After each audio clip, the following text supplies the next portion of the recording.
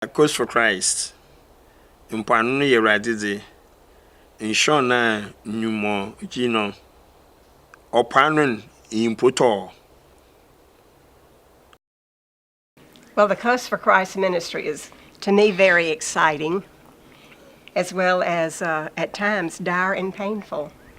There was a couple here named James R. Davis and Josephine Davis. Well, they were slated to go to Liberia as host and hostess of the Georgia House.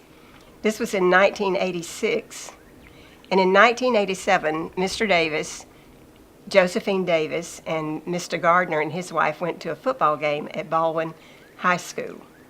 At this football game, James R. Davis had a massive heart attack and passed away. And then at his funeral, Dan was walking out. Dan, do you remember this? You were walking out with Buford Pittman, and Dan asked Buford, what can our association do in memoriam to James R. Davis? Mm-hmm. And you know what he said? Yeah. Go to Liberia and build a church. So the next few months, between October and December, Dan was able to get together a team of, 10 people? 10 people. They were 17. 17 people? 17 people. And they went to Liberia in the month of December, mm-hmm. and they began to build a church. And one day, Dan asked one of the Ghanaian workers, well, who is going to be the pastor of this church? Yeah, that's right. Yeah. The Liberian workers. Who's going to be pastor of this church?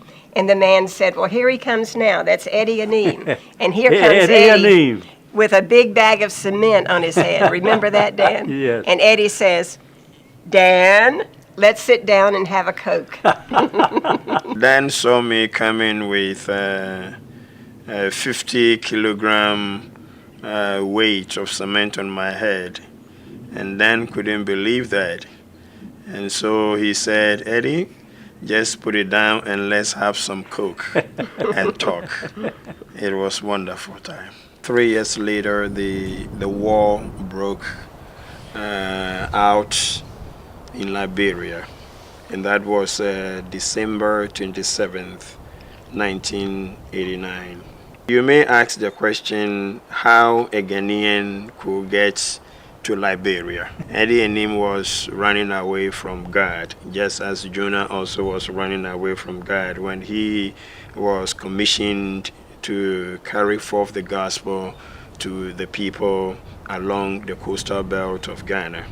One day in the morning, Eddie said for the last time he was going to wait on God to hear from him exactly what God wants Eddie to do.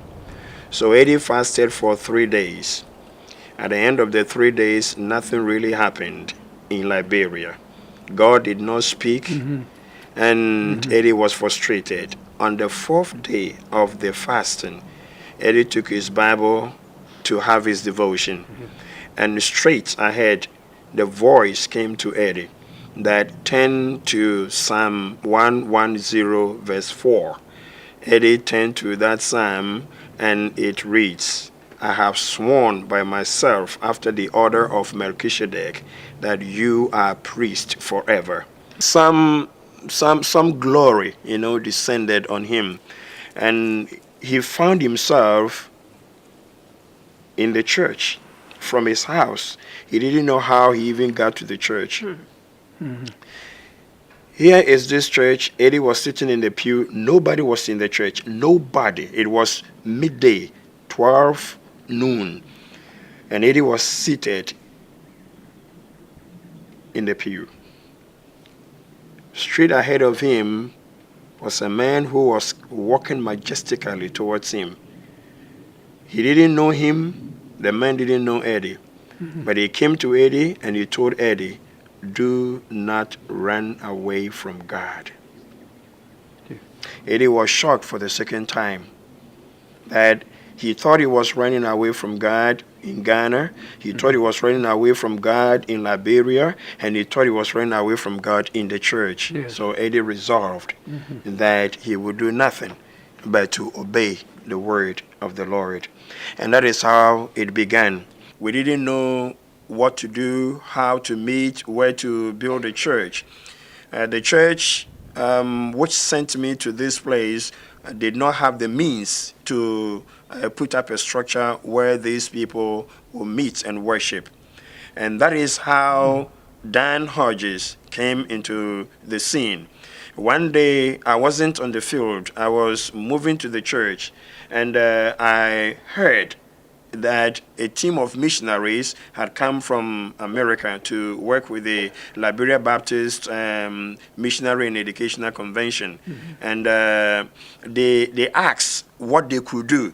And this church said that, well, we've planted a church on the island and we needed support. And that is where Dan and I met in building the JLD Memorial Baptist Church, which Betty began talking about.